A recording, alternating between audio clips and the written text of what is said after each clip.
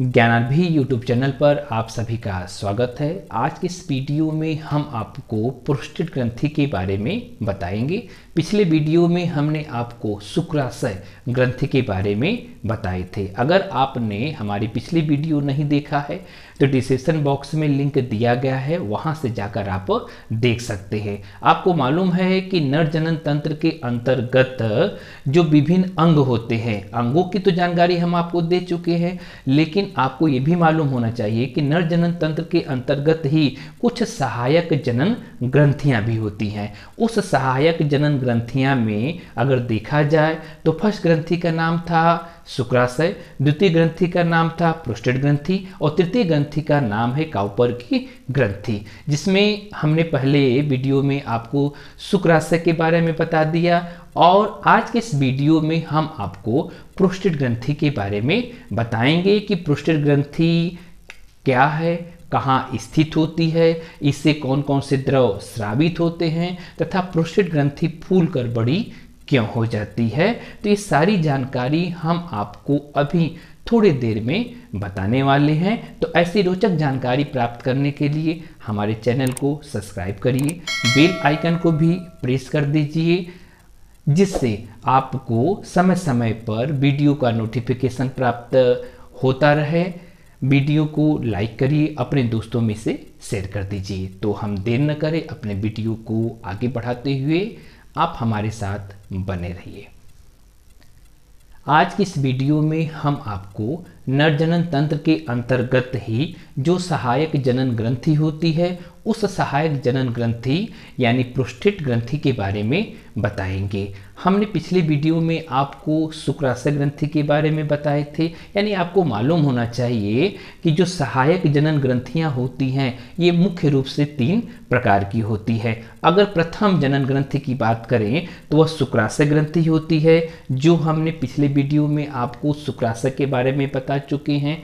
आज इस वीडियो में हम आपको प्रोस्टेट ग्रंथि के बारे में बताएंगे कि प्रोस्टेट ग्रंथि कहाँ स्थित होती है, यह कौन सा द्रव को स्रावित करती है तथा यह फूलकर बड़ी क्यों हो जाती है। तो हम बारी बारी से हर टॉपिक को, हर प्रकरण को इसे बिल्कुल अच्छे से क्लियर करेंगे। तो सबसे पहले हम आपको बताना चाहते हैं कि प्रोस्टेट ग्रंथि कहाँ स्थित होती है। तो आइए आप हमारे साथ सबसे पहले देखिए कि प्रोस्टेट जो ग्रंथियां होती हैं, यानी प्रोस्टेट ग्रंथियां मूत्र मार्ग के आधारीय भाग के चारों ओर, यानी एक बार फिर हम आपको बता देते हैं कि प्रोस्टेट ग्रंथियां मूत्र मार्ग के आधारी भाग के चारों ओर स्थित एक बड़ी एवं सघन ग्रंथियां होती है। यानी यहाँ पर आपको समझना होगा कि जो मूत्रमार्ग होता है तो मूत्रमार्ग के चारों ओर एक सघन बड़ी ग्रंथियां स्थित होती है और उसी सघन बड़ी ग्रंथियों को ही यहाँ पर नाम दिया गया है प्रोस्टेट ग्रंथि। अगर हम इस प्रोस्टेट ग्रंथि को देखें तो प्रोस्टेट ग्रंथि कई पिंडों में बटी होती है। आगे आप देखेंगे कि प्रत्येक ग्रंथि यानी प्रोस्टेट ग्रंथि में कह सकते हैं कि अनेक पिंडों में यह बटी होती है। जब यह अनेक पिंडों में बटी होती है, जो पृथक वाहिनियों द्वारा ये मूत्र मार्ग में खुल जाती है। यानी यहाँ पर हमने आपको बताया कि प्रोस्टेट ग्रंथि कहाँ स्थित है, फिर उसके बाद जो है यह कहाँ जाकर खुलती है। तो स्थित कहाँ है, यानी मूत्र मार्ग के चारों ओर, यानी मूत्र मार्ग के चारों ओर यह स्थित है। और ये खुलती कहाँ है, मूत्र मार्ग में ही जाकर यह खुल जाती है। अब हम बात करेंगे कि प्रोस्टेट ग्रंथि से कौन से द्रव का स्रावण होता है। यानी हमने पहले आपको प्रोस्टेट ग्रंथि की स्थिति के बारे में बताया, अब हम आपको बताएंगे कि प्रोस्टेट ग्रंथि से कौन सा द्रव स्रावित होता है और किस प्रकार का द्रव होता है। तो आप देखेंगे कि यह ग्रंथि यानी प्रोस्टेट ग्रंथि, यह ग्रंथि श्वेत हल्के अम्लीय तरल का श्रावण करती है।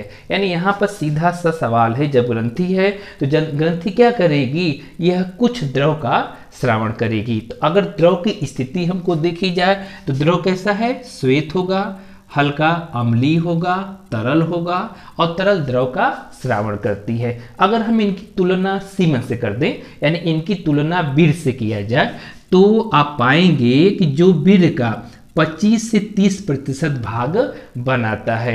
यानी प्रोस्टेट ग्रंथि से जो द्रव स्रावित होता है वह वीर्य का 25 से 30% ही भाग बनाता है। आगे आप देखेंगे कि इसमें यानी प्रोस्टेट ग्रंथि से जो द्रव स्रावित होता है, तो जो द्रव स्रावित होता है तो उसमें कौन कौन से पदार्थ पाए जाते हैं। तो देखिए इसमें यानी इन तरल द्रव में फास्फेटेस, ये एंजाइम का नाम है, फास्फेटेस, सिट्रेट और कुछ प्रोटियोलाइटिक एंजाइम भी इसमें पाई जाती है।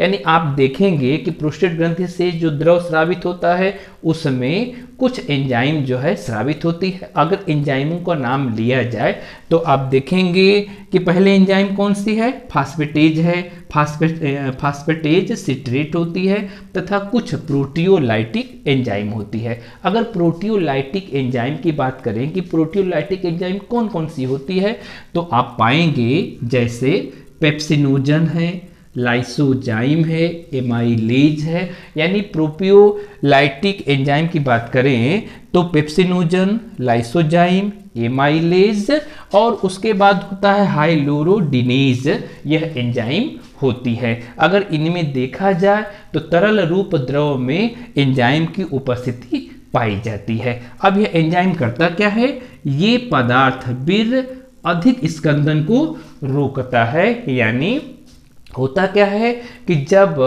सीमन का यानी सिक्रीशन होता है या सीमन बनता है तो उस सीमन के अधिक स्कंदन को रोक देता है हमारे शरीर के अंदर। जिस प्रकार से आप समझेंगे कि हमारे शरीर में जो रुधिर प्रवाहित होता है तो वह रुधिर तरल अवस्था में होता है, यानी वह जमता नहीं है। रुधिर को न जमने के लिए जो पदार्थ यानी पाया जाता है वो हिपेरिन। हिपेरिन क्या करता है कि हम लोग के ब्लड को न जमने देता है शरीर के अंदर। ठीक उसी प्रकार से ये एंजाइम जो है करता क्या है कि वीर्य को स्कंदन होने से बचा देता है। आगे देखेंगे कि आप शुक्राणुओं को सक्रिय बनाते हैं। यानी यह एंजाइम करता क्या है, यानी सीमन के स्कंदन को रोक देता है और उसके अलावा शुक्राणुओं को अधिक सक्रिय बनाए रखता है। आगे आप पाएंगे कि जब 45 से 50 वर्ष की आयु के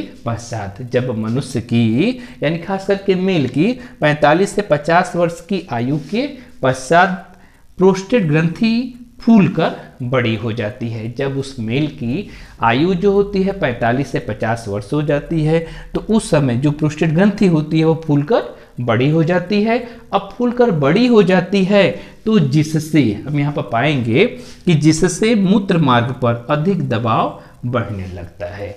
यानी जब उस मेल की 45 से 50 साल की उम्र होती है तो प्रोस्टेट ग्रंथि फूलकर बड़ी हो जाती है। जब फूलकर बड़ी हो जाती है तो होता क्या है, जब मूत्र मार्ग पर अधिक दबाव पड़ने लगता है तो अधिक दबाव पड़ने से मूत्र त्याग करने में कठिनाई होने लगती है। जब मूत्र मार्ग में कठिनाई होने लगती है या मूत्र त्याग करने में कठिनाई होने लगती है तो उस केस क्या किया जाता है, उस केस में प्रोस्टेट ग्रंथि कि ऑपरेशन द्वारा उसे हटा दिया जाता है। यानी आप ये पाएंगे कि फल स्वरूप इसे ऑपरेशन द्वारा हटा दिया जाता है। यानी यहाँ पर आपने ये देखा कि प्रोस्टेट ग्रंथि जो होती है एक उम्र के बाद जो है फूल जाती है और फूलने के बाद जो होती है वो मूत्रमार्ग पर दबाव डालती है और मूत्रमार्ग पर जब दबाव डालती है तो मूत्र को त्याग करने में परेशानी होती है। तो डॉक्टर इसे करता क्या है कि ऑपरेशन के द्वारा इसे हटा देता है। लेकिन प्रश्न ये उठता है कि जो प्रोस्टेट ग्रंथि होती है वो फूलकर बड़ी क्यों हो जाती है। तो प्रोस्टेट ग्रंथि फूलकर बड़ी होने का जो मुख्य कारण है यहाँ पर देखा गया है, 3 मुख्य कारण बताए जा रहे हैं कि इन 3 मुख्य कारणों के द्वारा जो प्रोस्टेट ग्रंथि होती है वो फूलकर बड़ी होती है। तो पहला मुख्य कारण जो है आप पाएंगे कि प्रोस्टेटाइटिस, यानी पहला मुख्य कारण होता है प्रोस्टेटाइटिस होने का कारण। देखिए प्रोस्टेटाइटिस एक ऐसे रोग को कहा जाता है, लेकिन इसमें ये बताया गया है कि संक्रमण होने की स्थिति को पाया जाता है। यानी प्रोस्टेटाइटिस में होता क्या है कि जो प्रोस्टेट होती है वह बड़ी और लाल हो जाती है। तो यह एक डिजीज के रूप में इसे पाया गया है। यानी कहीं संक्रमण होता भी है, संक्रमण नहीं भी होता, लेकिन अधिकतम केस में संक्रमण को पाए जाने के वजह से यह प्रोस्टेट का फूलना पाया गया। अगर दूसरी समस्या आप देखेंगे तो बिनाइन प्रोस्टेटिक हाइपरप्लेसिया के नाम से जाना जाता है। यानी यह एक ऐसी समस्या है जिनमें 50 साल के उम्र के बाद से ही जो प्रोस्टेट ग्रंथि होती है यह हार्मोन्स के गड़बड़ी के कारण ही जो होती है यह फूलना शुरू हो जाती है, यानी यह फूलने लगती है या कह सकते हैं फूल जाती है, जिससे मूत्र त्याग करने में परेशानी होती है। तो ये दूसरी समस्या आप पाएंगे। तीसरी समस्या जो है आप पाएंगे प्रोस्टेट कैंसर। और प्रोस्टेट कैंसर यानी कह सकते हैं कि यह कैंसर एक अमूमन कैंसर की तरह होती है, जो समय पर पहले पता तो नहीं चलता लेकिन बाद में पता चलता है। तो ये 3 समस्याओं के द्वारा जो प्रोस्टेट ग्रंथि होती है फूलकर बड़ी हो जाती है।